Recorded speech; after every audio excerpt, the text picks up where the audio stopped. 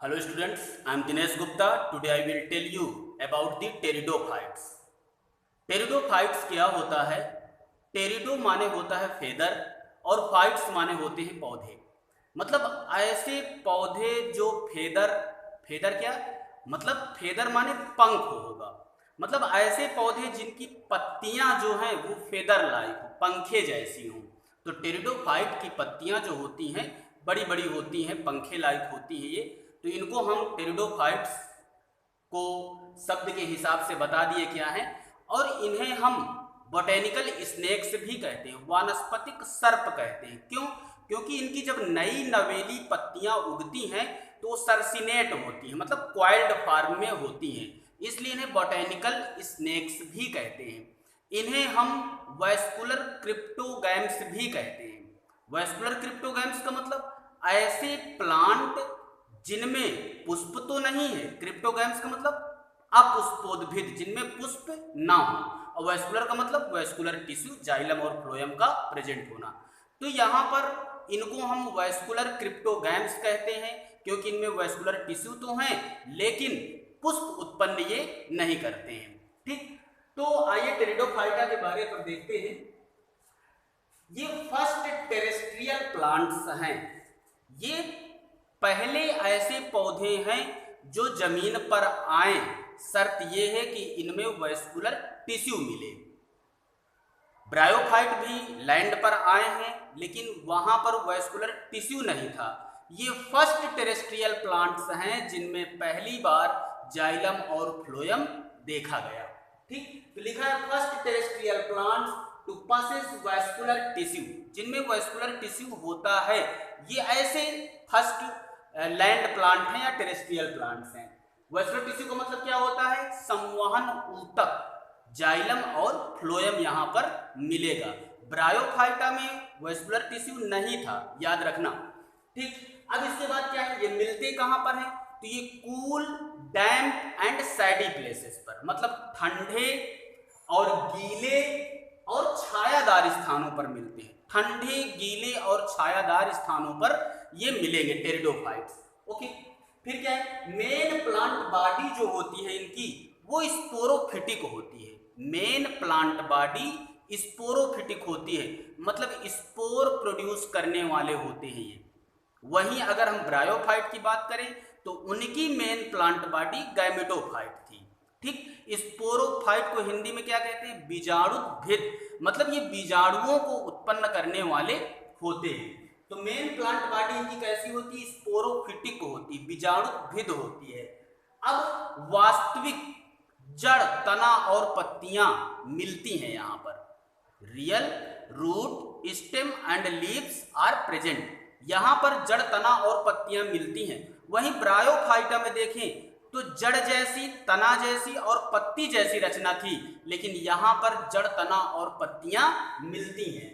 Next है इस पर कि इनमें जो पत्तियां होती हैं उनके बारे पर एनसीईआरटी ने दिया है कि जो इनकी लीव्स होंगी वो छोटी भी हो सकती हैं और बड़ी भी हो सकती हैं। जो छोटी लीव्स होती हैं उनको हम माइक्रोफिल्स कहते हैं, लघु पर्ण, और जो बड़ी पत्तियां होती हैं उनको हम माइक्रोफिल्स कहते हैं या बृहद पर्ण कहते हैं, गुरु पर्ण हिंदी में बोलते हैं उनको। ठीक, तो इनकी पत्तियों के बारे पर एक खास बात याद रखना, माइक्रोफिल्स और माइक्रोफिल्स। ये पूछा जाता है एग्जाम्पल में कि एग्जाम्पल बताइए माइक्रोफिल्स का, मतलब लघु पर्णी टेरिडोफाइट्स का एग्जाम्पल बताइए। तो आपका उत्तर होगा सिलेजिनेला। और माइक्रोफिल्स मतलब बड़ी पत्तियों वाला टेरिडोफाइट बताइए तो आपका एग्जाम्पल होगा फर्न। ये फर्न की बदौलत इनकी पत्तियां बड़ी होती हैं, फेदर लाइक होती हैं, पंखे टाइप की होती हैं, तभी तो इनको टेरिडोफाइट्स कहा गया है। ठीक, अब स्पोरोफाइट में स्पोरेंजिया होती हैं। अब आप स्पोरोफाइट पर पूरा फोकस करेंगे। स्पोरोफाइट का मतलब स्पोर प्रोड्यूस करने वाली रचनाएं। ठीक, अब स्पोरोफाइट स्पोर प्रोड्यूस करेंगे तो यहां पर आपको फोकस करना है कि स्पोरोफाइट में स्पोरेंजिया होती हैं। इनका बहुवचन सोराई होता है, एनसीईआरटी ने नहीं लिखा है, स्पोरेंजिया केवल लिखा हुआ है। तो स्पोरेंजिया कहां पर मिलेंगे? स्पोरोफाइट में मिलेंगी। और स्पोरेंजिया क्या है, जहां पर स्पोर भरे रहा करते हैं, उनको हम स्पोरेंजिया या हिंदी के अंदर उसको हम बीजाणुधानी कहते हैं।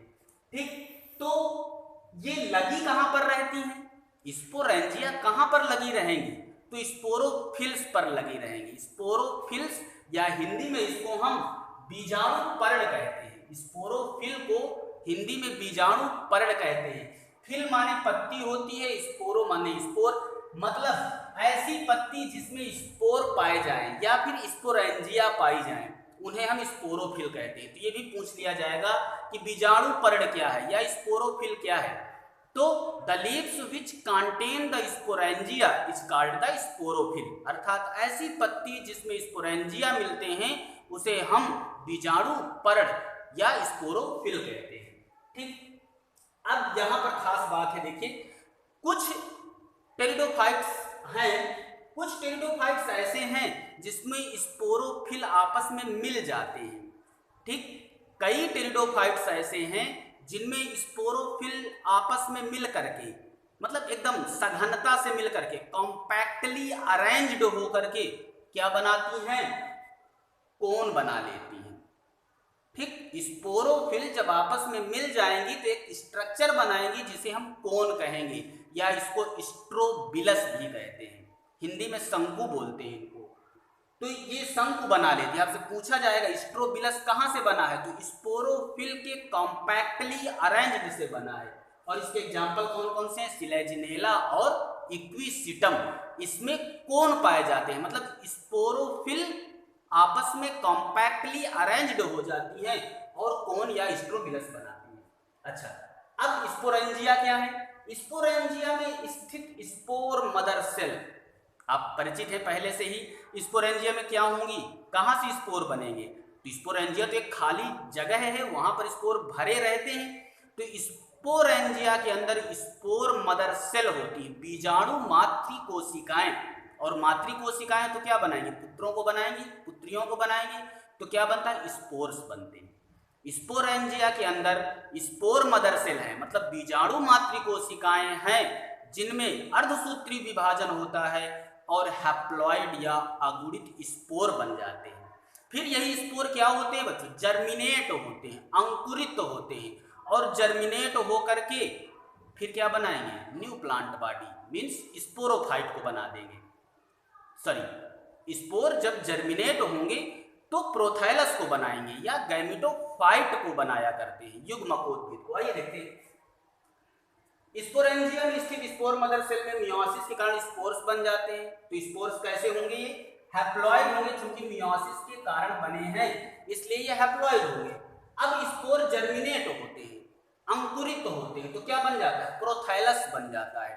ठीक, इसको हम गैमेटोफाइट भी कहते हैं, लेकिन प्रोथैलस शब्द ज्यादा फेमस हुआ करता है। कहाँ मिलता है, टेरिडोफाइट में मिलेगा। प्रोथैलस कैसा होता है, तो मल्टी सेलुलर, अर्थात बहुकोशिकीय, फ्री लिविंग, मतलब किसी पर डिपेंड नहीं, और फोटोसिंथेटिक, प्रकाश संश्लेषी होता है, तभी तो किसी पर डिपेंड नहीं, अपना भोजन स्वयं बना लेता है। ठीक, अब ये गैमेटोफाइट या प्रोथैलस जो है क्या करेगा, सेक्स आर्गन्स इस पर रहते हैं। पूछा जाएगा sex organs are embedded in, sex organ कहां पर धसे रहते हैं, तो सेक्स आर्गन जो होते हैं वो प्रोथैलस पर लगे रहते हैं। कौन कौन से हैं sex organ, antheridium and archegonium, मतलब पुंधानी और स्त्रीधानी।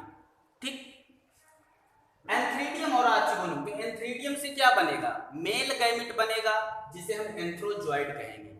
आर्चिगोनियम से क्या बनेगा, एग बनेगा जिसे हम फीमेल गैमेट कहते हैं। तो आपको पता है कि मेल गैमेट और फीमेल गैमेट का मिलन होता है। ठीक, तो एंथ्रोजॉइड और एग का मिलन हो जाएगा जिससे जाइगोट बन जाएगा। अब चूंकि यहाँ पर ये दो मिल रहे हैं एन और एन, इसलिए यहाँ पर क्या हो जाता है 2n, मतलब जाइगोट कैसा होता है, डिप्लॉइड होता है। और यह बीजाणुभिद की प्रथम कोशिका होती है, स्पोरोफाइट की फर्स्ट सेल होती है, मतलब यहीं से स्पोरोफाइट का डेवलपमेंट होता है। तो जब स्पोरोफाइट बन गया तो फिर से आ गए हम वहीं पर। ठीक, ये अब एक शब्द यहाँ पर आता है अल्टरनेशन ऑफ जनरेशन, पीढ़ी एकांतरण। तो आप देखें, स्पोरोफाइट से गैमेटोफाइट बनाया और गैमेटोफाइट से पुनः स्पोरोफाइट बनाया, तो इस घटना को हम पीढ़ी एकांतरण कहते हैं। ठीक, स्पोरोफाइट से गैमेटोफाइट का बनना और गैमेटोफाइट से पुनः स्पोरोफाइट का बनना, ये टेरिडोफाइट में पीढ़ी एकांतरण कहलाता है।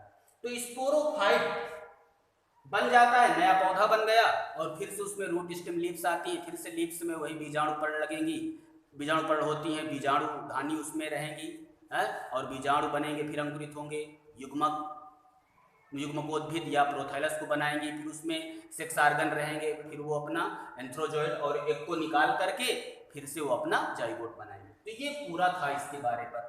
अब यहाँ पर दो शब्द और एनसीईआरटी में दिया है, बड़े ध्यान से देखना, होमोस्पोरस और हेटेरोस्पोरस। होमोस्पोरस का मतलब होता है जिसमें बीजाणु एक जैसे हों, ठीक, एक ही आकार के बीजाणु हों, तो उन टेरिडोफाइट्स को हम होमोस्पोरस टेरिडोफाइट कहते हैं, सम बीजाणु टेरिडोफाइट कहते हैं। और इसके एग्जाम्पल हैं क्या, लाइकोपोडियम और ड्रायोप्टेरिस, ये इसके एग्जाम्पल हैं। इसको हम ट्रिक से याद कर लेते हैं, हम ला डो, ठीक, ला से लाइकोपोडियम और डो से ड्रायोप्टेरिस, हम लाडो। होमोस्पोरस के एग्जाम्पल क्या हो जाएंगे, लाइकोपोडियम और ड्रायोप्टेरिस।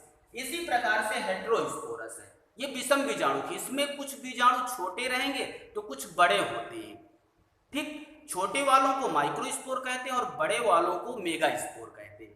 तो यहाँ पर दो प्रकार के बीजाणु मिलेंगे, स्पोर्स मिलेंगे, और किनमें मिलते हैं, तो सिलाइजिनेला और साल्विनिया पर मिलते हैं, ठीक। साल्विनिया के अलावा एक एग्जाम्पल और है मार्सिलिया, ठीक।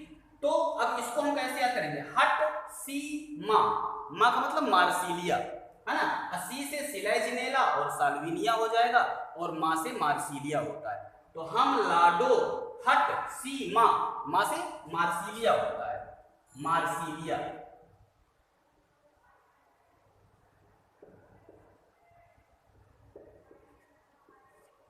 कहीं कहीं पर एग्जाम्पल यहाँ पर LEA भी लिखा होता है, ठीक। तो ये मार्सिलिया है, मार्सिलिया। हम लाडो हट सीमा, आराम से ये याद हो जाएंगे, होमोस्पोरस और हेटेरोस्पोरस के एग्जाम्पल।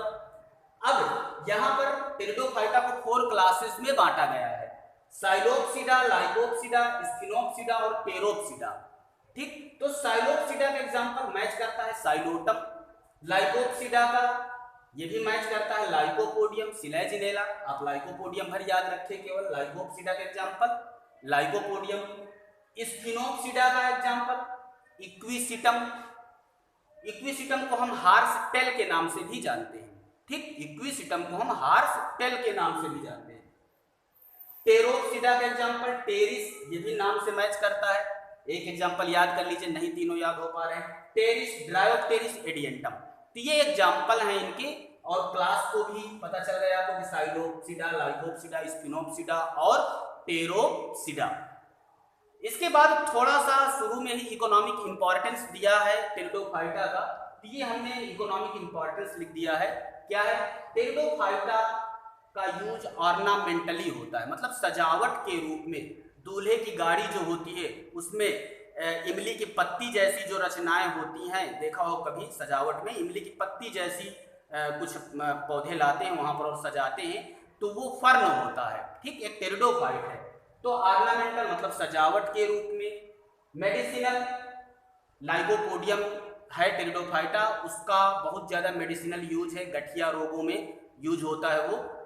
इसके बाद सॉइल बाइंडर, मतलब ये मिट्टी को बांधता है, ठीक। एज फूड, भोजन के रूप में ये उपयोगी होता है। आइसोईट्स नाम का टेरिडोफाइट्स है जिसके कॉर्न या घनकंद खाए जाते हैं, ठीक। बायो फर्टिलाइजर, जैव उर्वरक के रूप में बहुत फेमस है। एजोला नामक टेरिडोफाइट है जो जैव उर्वरक के रूप में उपयोगी होता है। तो ये पूरा आपने देखा कि टेरिडोफाइट्स के बारे पर ये पूरा था। इसमें क्लासिफिकेशन भी हो गया, इकोनॉमिक इंपॉर्टेंस भी हो गया, और ये जनरल कैरेक्टर्स भी टेरिडोफाइट्स के हो गए। संभवतः आपको पसंद आया होगा ये, ठीक। और इसमें अगर एग्जाम्पल नहीं याद हो रहा है तो एक फार्मूला हम एग्जाम्पल के लिए बता दें कैसे याद होता है। तो इसको, इसके एग्जाम्पल को याद करने के लिए ये शब्द आपको याद रखना पड़ेगा, प्लीज डरो, ठीक, प्लीज डरो, ये शब्द है, इससे आप सारे एग्जाम्पल याद कर लेंगे। आइए देखते हैं। पी से देख रहे हैं साइलोटम, एल से लाइकोपोडियम, ई से इक्विसिटम, ए से एडियंटम, एस से सिलेजिनेला या साल्विनिया भी होता है, और ई से फिर वही आप इक्विसिटम कह सकते हैं। तो प्लीज डरो, डरो से ड्रायोप्टेरिस हो जाएगा। ये पी से आप दो कह सकते हो, साइलोटम भी है और इधर टेरिस भी है।